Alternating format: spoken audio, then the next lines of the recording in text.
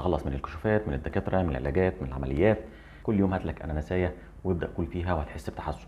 اهلا وسهلا بحضراتكم في فيديو جديد مع قناه الدكتور محمد جوده. النهارده في فيديو هنتكلم عن الذبابه الطائره، ازاي تتخلص من الذبابه الطائره بدون اي علاجات وبدون اي عمليات، باستخدام حاجه ممكن ما تكونوش عارفينها، باستخدام ده الاناناس. الكلام العجيب ده خليكم معايا.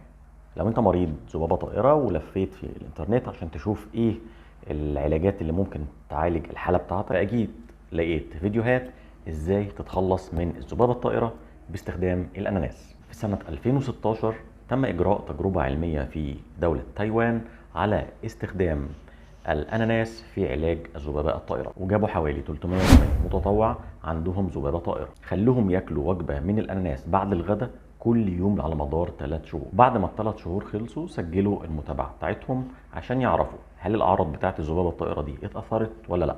التجربه اتعملت على مرحلتين. التجربه الاولى كان فيها 180 شخص، وكانوا دول قسموهم الى قسم اول وقسم تاني. القسم الاول اللي هو بيشعر بوجود عتامه او ذبابه واحده، والتاني اللي عنده ذبابات متعدده. التجربه الثانيه قسموهم راندوملي، حوالي برضه 189 قسموهم راندوملي او عشوائيا الى 3 مجموعات على حسب الجرعه او الوجبه اللي هناخدها، من اول 100 جرام، والمرحله الثانيه 200 جرام، والمرحله الثالثه 300 جرام.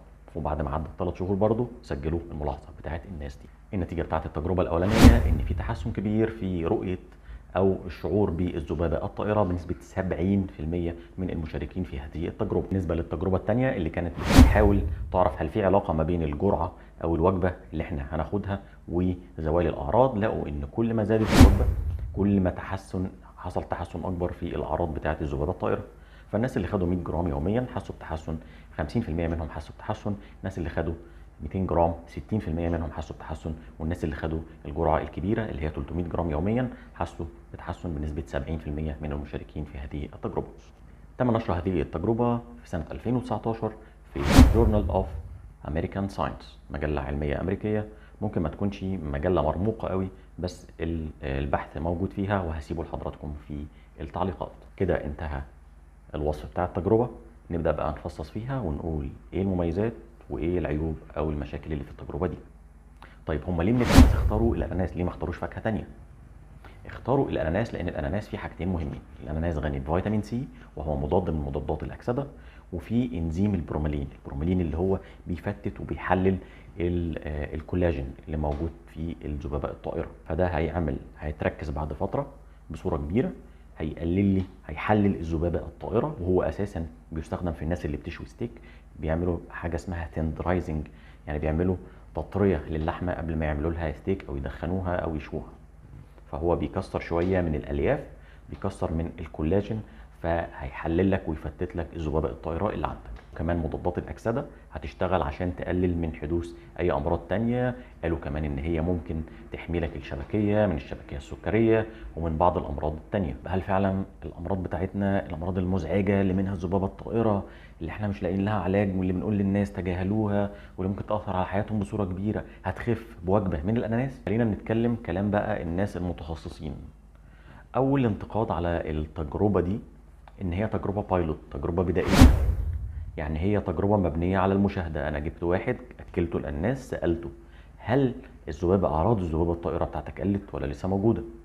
دي الحاجه الاولانيه. الحاجه الثانيه ان التجربه ما تطورتش ان احنا يبقى عندنا حاجه اسمها كنترول جروب. التجربه ما تطرقتش ان احنا نجيب ناس تانية عشان نشوف الناس بقى اللي ما خدوش اناناس، اللي اديناهم حاجه وقلنا لهم دي هتخففكم، الناس دي فعلا قالت ان احنا خفينا ولا لا.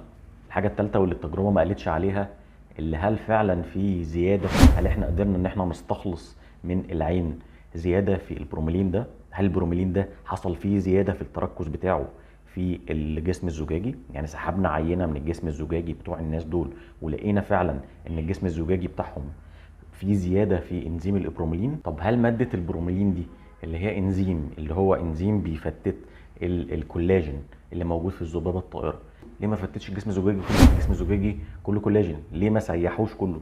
ليه هينقي الذبابه الطائره ويسيحها؟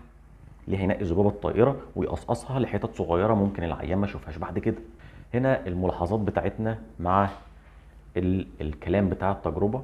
مفيش دراسه حديثه اكدت الموضوع، مفيش ما نتجش عن الموضوع معلومات اضافيه من سنه 2019 لسنه 2023. فانا عامل الفيديو ده للناس اللي هم شافوا الفيديو ده. الكلام اللي طالع من التجربه كلام كويس قوي، بس مفيش دليل علمي قوي الاناناس ده عمل ايه. لو اي حد جرب الموضوع ده وهم قالوا 3 شهور وعلى الاقل 200 جرام، على الاقل 200 جرام يعني تقريبا ربع كيلو اناناس يوميا لمده 3 شهور، وحصل عنده تحسن في اعراض وحركه وازعاج الذبابه الطائره، يا ريت يعرفنا في التعليقات. دي كانت الحلقه بتاعتنا، ودي كانت الدراسه اللي منشوره في جورنال اوف امريكان ساينس. اتمنى اشوفكم في فيديوهات تانية كتير، وكان معاكم دكتور محمد جوده. وما تقلقوش اي حاجه بخصوص اي مرض، حاجه لو هنخف بصوره طبيعيه، لو باكل، لو بنظام غذائي، هنكون اول قناه نتكلم عنها. احنا مش بنهتم بالعلاج، احنا يهمنا ان احنا نستشفي ونخف بصوره طبيعيه بدون استخدام اي ادويه وبدون استخدام اي عمليات او تقنيات جراحيه. مع السلامه.